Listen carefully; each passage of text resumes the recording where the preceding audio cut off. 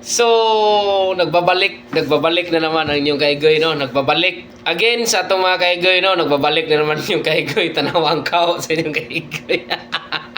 So, atong ibali atong kao mga kaigoy kay naani siya brand, no? Na brand atong kao, so bawal ta mo pakita og brand sa atong kao, madaot ta. So, basin ma-violation tang mita, no? Baka may ano tayo, makuha tayong violation, kaya binaliktad ko po yung aking sombrero, no? So ngayon mga kagay, merong nag-PM sa akin, at ito, tinanong niya, hindi ko lang siya issue, hindi ko issue kasi sabi niya wag lang daw isama sa vlog ko na ma-show ko yung kung sino siya. So ganito yan mga kagay, no? Nagtanong siya, idol, nag-share ka sa imuhang video about monetization. Ang tanong, monetize na ba ka? So karon mga kaigoy is murang nakakatawa ko ba. So tumatawa talaga ako, no? So hindi naman ako mag-share sa inyo ng ganon kung hindi ako monetize sa in-stream ads, no? So alam nyo mga kaigoy, itong dalawang ano ko sa Facebook, meron akong Facebook profile at meron pa akong page. So sa page ko po is nasa 37k followers na tayo doon. So hindi ko nag-ano na update kasi nagli-link lang ako sa page ko. Meron pong violation yung page ko.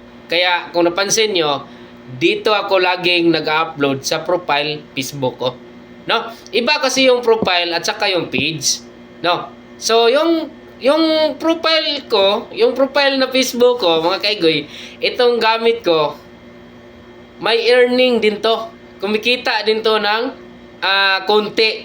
Konti kasi hindi naman tayo gaya ng mga malaking vlogger na malaki na yung mga achievement nila eh. So dito sa profile Facebook ko mga kaigoy is kumikita to konti lang, no? Mga point lang, ano mo yan, yung mga point is hanggang aabot ng $1, ganun, hanggang $2, no? Sa Bisaya pa is matigom ra gina siya. Matigom ra gina siya mga kaigoy. So karon, ako ipakita ninyo mga kaigoy ang kining ako ang Facebook nga profile, kani akong gamit nga Facebook, not sa ako ang page. Ang akong page dugay naman ito na monetize. Para nimo ang Facebook profile sa Facebook page, sa second vlog na to, ato na ipakita kung unsay kalahian nila, no? Kung asa ang dako og earnings sa page ba or sa Facebook nga profile. So atanginan ninyo, ikaduha na to ato nang i-vlog, no? So unsay kalahian. So naa na si kalahian but karon ang nag-request is nag-request na nag-chat, nag-PM gid ako nga nag-share ko na ko gingon ana unya nangutana siya, no? Tanong niya mga kaigoy kung monetize ba itong Facebook ko. So ito yan mga kaigoy hindi ko lang i-screen recording kundi i-direct ko na lang. Ito po yung nagpapatunay na monetize to sa in-stream ads yung Facebook profile ko. So idol, kung sino ka man, alam ko nanonood ka, ito yun idol. Klarong-klaro na unlock yung in-stream ads, no? Yung in-stream ads, yung mga pumapasok na ads sa video ko, kumikita ako niyan idol. Dahil ito yan, yung in-stream ads ko. At sana idol, makikita mo to idol. Sana idol, ito, sana magbibigay ito ng liwanag sa iyong tanong.